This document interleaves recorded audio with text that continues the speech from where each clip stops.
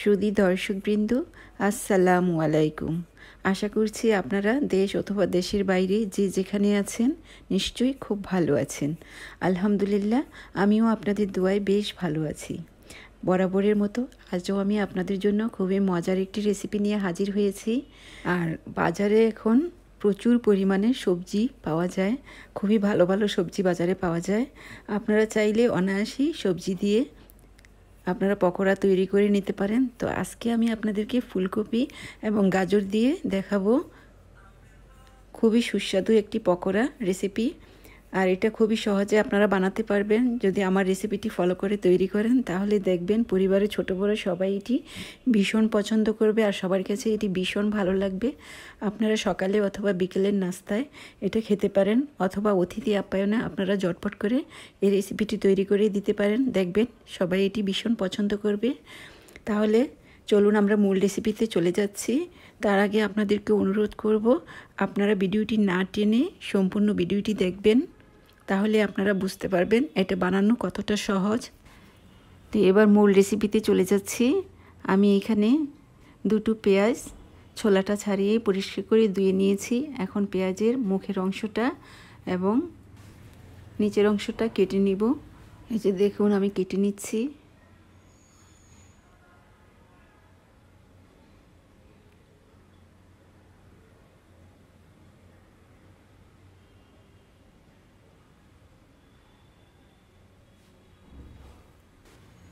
এবার পেঁয়াজটাকে মিহি কুচি করে কেটে নিব। এই যে দেখুন আমি পেঁয়াজটা কিভাবে কেটে নিচ্ছি। এভাবে পেঁয়াজটা কেটে নিলে পেঁয়াজটা খুবই মিহি কুচি হয়।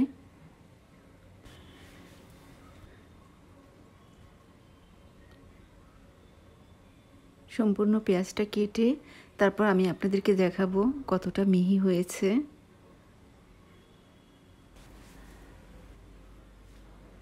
দেখুন আমার পেঁয়াজটা অলমোস্ট কাটা হয়ে গিয়েছে। আমি আপনাদেরকে দেখাচ্ছি পেঁয়াজটা কতটা মিহি কুচি হয়েছে। এই যে দেখুন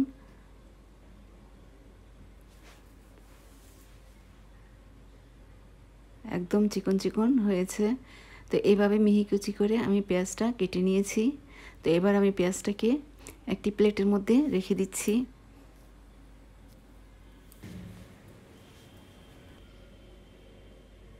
তো এবার আমি প্লেটটাকে একপাশে রেখে দিয়ে তারপর কাঁচামরিচ আমি কেটে নিব। আমি এখানে 6 থেকে 7টা কাঁচামরিচ দিব। আর জালটা অবশ্যই আপনারা আপনাদের পছন্দ মতো দিয়ে নেবেন। আর আমার কাছে পকোড়া জাল হলে খুব ভালো লাগে, আর আমার বাচ্চারাও জালটা ভীষণ পছন্দ করে, তাই আমি মরিচের পরিমাণটা একটু বাড়িয়ে দিয়েছি। আপনারা চাইলে কমিয়ে বাড়িয়ে আপনাদের পছন্দ মতো আপনারা দিয়ে নিতে পারেন। তো দেখুন আমার কাঁচামরিচ অলমোস্ট কাটা হয়ে গিয়েছে। তা আমি কাঁচামরিচগুলো এখন প্লেটে রেখে দিব। তা আমি এখন এগুলো প্লেটে রেখে দিচ্ছি।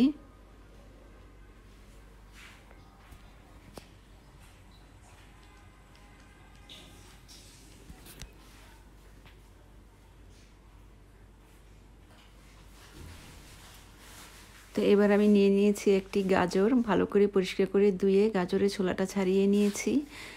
আর এখানে নিয়েছি এক টুকরো আদা। তো আদাটাকে আমি মিহি কুচি করে কেটে নিব। এই পকোড়ার মধ্যে আদা দিলে এটা খেতে খুব ভালো লাগে, তাই আপনারা আদাটা একটু দেওয়ার চেষ্টা করবেন। তো আমি আদাটাও প্লেটে রেখে দিচ্ছি। তারপর এবার গাজরটাকে কেটে নিব। আমি ছুরির সাহায্যে মিহি কুচি করে গাজরটা কেটে নিব। আপনারা চাইলে গ্রেটার দিয়ে এটাকে গ্রেট করে নিতে পারেন। তো আমি প্রথমে গাজরটাকে 2 টুকরো করে নিয়েছি। তারপর এটাকে এভাবে কেটে আমি মিহি কুচি করে নিব।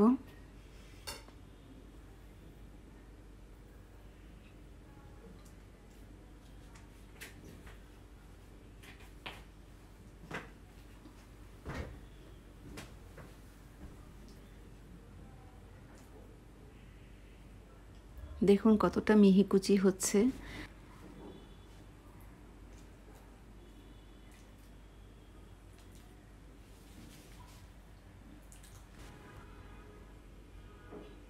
এই যে দেখুন আমি কুচি করে নিয়েছি। তো এবার আমি এটাকে প্লেটে রেখে দিব। তারপর আরেকটা গাজরের টুকরো রয়েছে, সেটাও আমি কেটে নিব।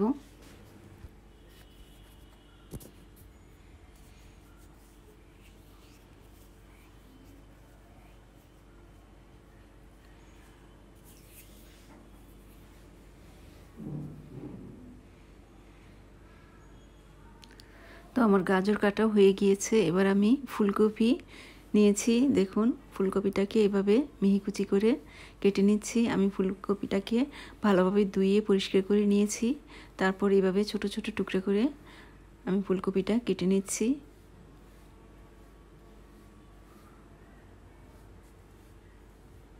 আমি একটি বড় সাইজের ফুলকপি 4 ভাগের 1 ভাগ নিয়েছি এখানে।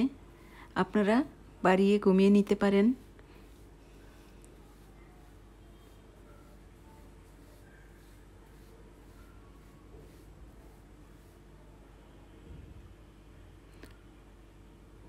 তো এবার আমি ফুলকপিটাও প্লেটে নিয়ে নিব।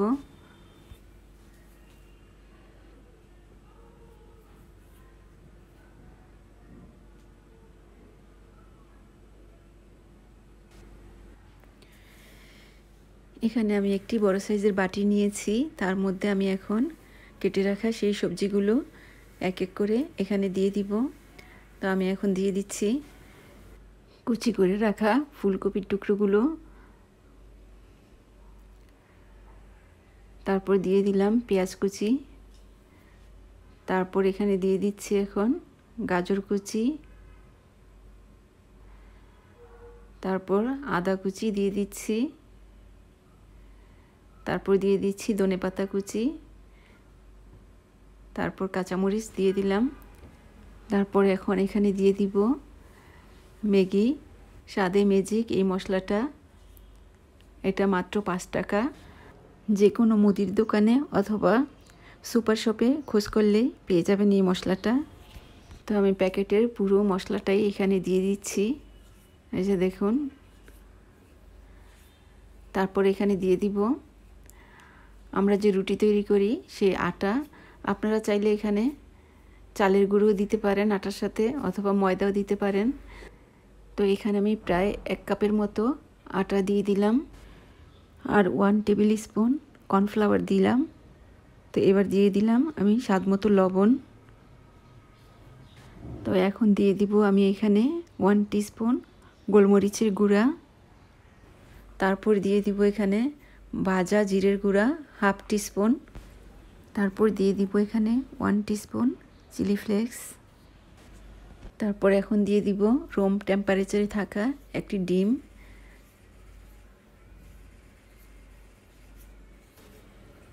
তো এবার সবগুলো উপকরণ হাতের সাহায্যে খুব ভালোভাবে মেখে নিব। আর আপনারা চাইলে ডিমের পরিমাণ আরেকটা বাড়িয়ে দিতে পারেন। তো আমি এখন সবগুলো উপকরণ খুব ভালোভাবে মেখে নিচ্ছি। আর আমি যে এখানে 1 টেবিল স্পুন কর্নফ্লাওয়ার দিয়েছি, আর সেই কারণে কিন্তু আপনার পকোড়াটা ভীষণ ক্রিস্পি হবে। এখন আমি এখানে অল্প একটু পানি দিয়ে দিব। একবারে বেশি পানি দিতে যাবেন না, অল্প অল্প করে পানি দিয়ে এটাকে ভালোভাবে মেখে নিতে হবে।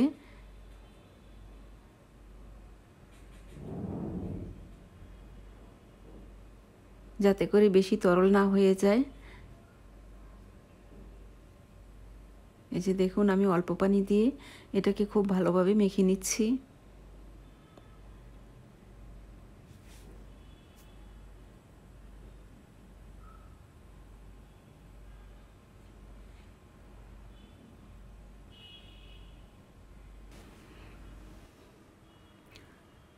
তো আমার মাখা অলমোস্ট হয়ে গিয়েছে। আমি আপনাদেরকে দেখিয়ে দিব মাখাটা কেমন হয়েছে। আমি এটা খুব বেশি নরম করিনি, আবার খুব বেশি শক্ত করিনি। আমি আপনাদেরকে দেখিয়ে দিচ্ছি। হাতে চেপে এভাবে নিচ্ছি, দেখুন এই যে একটি চপের মতো হচ্ছে। এর চেয়ে বেশি নরম হলে তেলের মধ্যে দেওয়ার পর এটা ছড়িয়ে যাবে, তাই বেশি নরম করা যাবে না। তো এবার আমি চুলার মধ্যে একটি ফ্রাইং প্যান বসিয়েছি, আর সেটার মধ্যে আমি তেল গরম হওয়ার জন্য আগে থেকে দিয়ে রেখেছি। তো আমার তেলটা গরম হয়ে গিয়েছে। তো তো আমি এবার পকোড়াগুলো এখানে দিয়ে দিব। এই যে দেখুন, আমি এখন দিয়ে দিচ্ছি পকোড়া। আর চুলার আঁচটা মাঝারি আছে রেখেছি।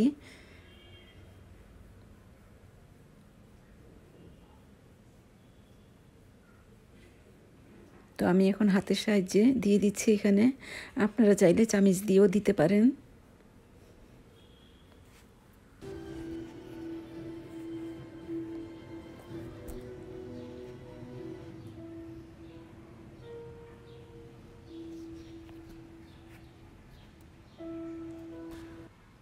পকোড়া দেওয়া হয়ে গিয়েছে, এই যে দেখুন।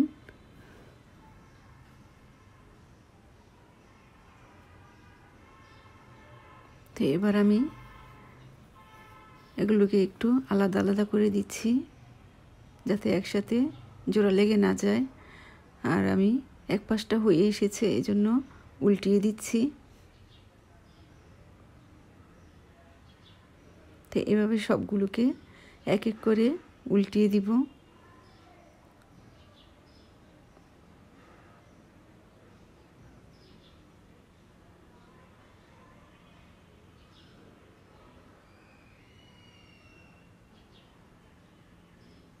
আর চুলার আঁচটা আমি একটু মাঝারি থেকে একটু কমিয়ে দিয়েছি, যাতে করে পকোড়াগুলো ভিতর থেকে খুব ভালোভাবে কুক হয়। আর বাড়িয়ে দিলে উপরটা হয়ে যাবে, ভিতরটা কাঁচা থেকে যাবে, তাই আঁচটা একটু কমিয়ে দিয়েছি। তো সবগুলো আমার উল্টানো হয়ে গিয়েছে। তো এখন অপর পাশটা হওয়া পর্যন্ত অপেক্ষা করব।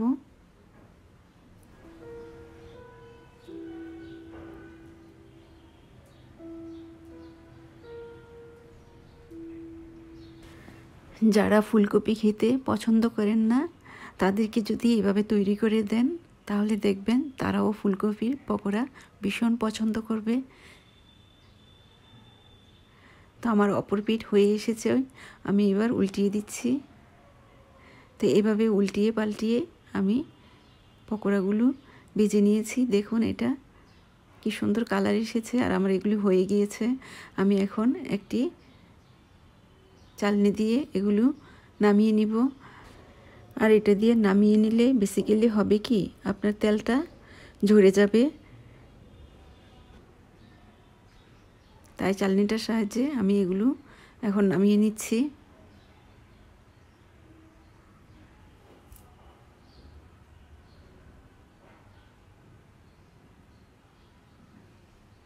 এই যে আমি তেলটাকে ঝরিয়ে নিলাম। এবার আমি একটি প্লেটে নিয়ে নিব।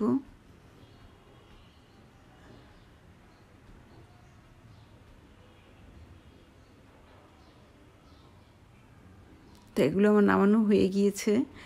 এই তেলের মধ্যে এখন আমি আবার দিয়ে দিব পকোড়া। তো আমি এখন আবার দিয়ে দিচ্ছি।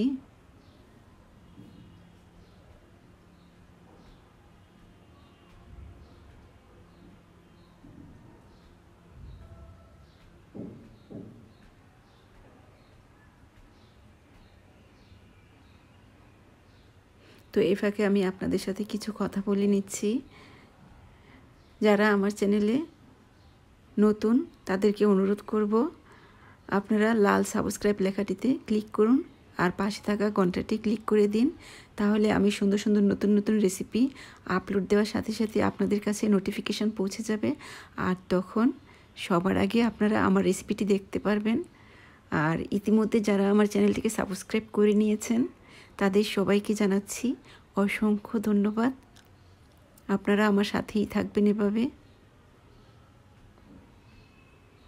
তো দেখুন, কথা বলতে বলতে আমার পকোড়া দেওয়া হয়ে গিয়েছে। তো এখন এক পাশ হয়ে যাওয়া পর্যন্ত অপেক্ষা করব। এক পাশ হয়ে গেলে তারপর আমি এগুলো এক এক করে সবগুলো উল্টিয়ে দিব।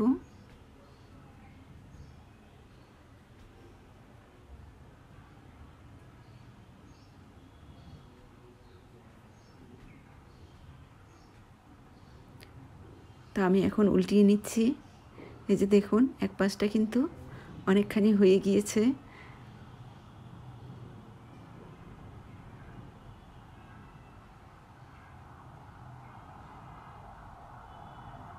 আমি এটা আটা দিয়ে তৈরি করেছি, আপনারা চাইলে ময়দা দিয়েও এটা তৈরি করতে পারেন।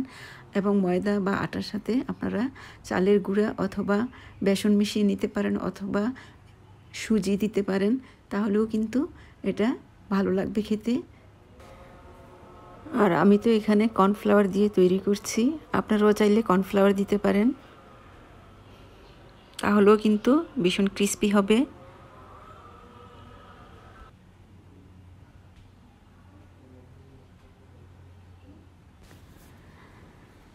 দেখুন আমার পকোড়াগুলো অলমোস্ট হয়ে গিয়েছে। তো আমি এবার এগুলো নামিয়ে নিব। তো আমি এখন একটি চালনির সাহায্যে আবার এগুলোকে উঠিয়ে নিচ্ছি, নিয়ে তারপর তেলটাকে জড়িয়ে আমি এগুলো প্লেটে নিয়ে নিব। দেখুন এগুলি কিন্তু ভীষণ ক্রিস্পি হয়েছে।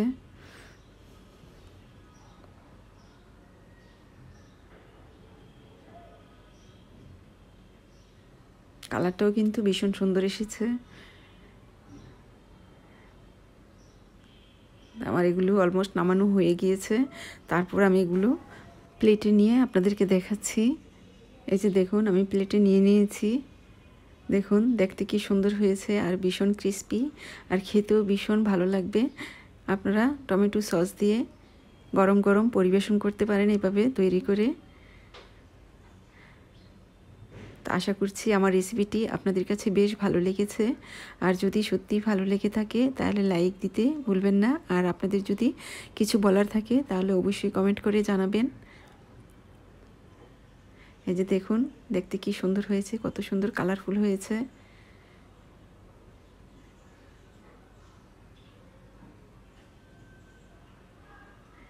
আর এমনই সব মজার মজার রেসিপিতে ভরপুর আমার চ্যানেল। আপনারা চাইলে তা এক নজর দেখে নিতে পারেন, দেখবেন আপনাদের ভীষণ ভালো লাগবে। আমি এখানে গাজর এবং শসা কেটে নিয়েছি, আর টমেটো সস নিয়েছি। আপনারা চাইলে এভাবে পরিবেশন করতে পারেন। দেখুন দেখতে কি সুন্দর হয়েছে। তো এটা দেখতে যেমন সুন্দর, এটা খেতেও কিন্তু ভীষণ মজা। তো আপনারা আশা করছি এভাবে একবার হলেও বানিয়ে খাবেন এবং পরিবারের সবাইকে খাওয়াবেন। ওয়াও, কি আর বলবো, ভীষণ মজা হয়েছে। তো আজ এই পর্যন্তই, আবার নতুন কোনো রেসিপি নিয়ে আপনাদের সামনে হাজির হয়ে যাব। আপনারা সবাই ভালো থাকবেন, সুস্থ থাকবেন, আমার জন্য দোয়া করবেন, আমার পরিবারের জন্য দোয়া করবেন। আল্লাহ হাফিজ।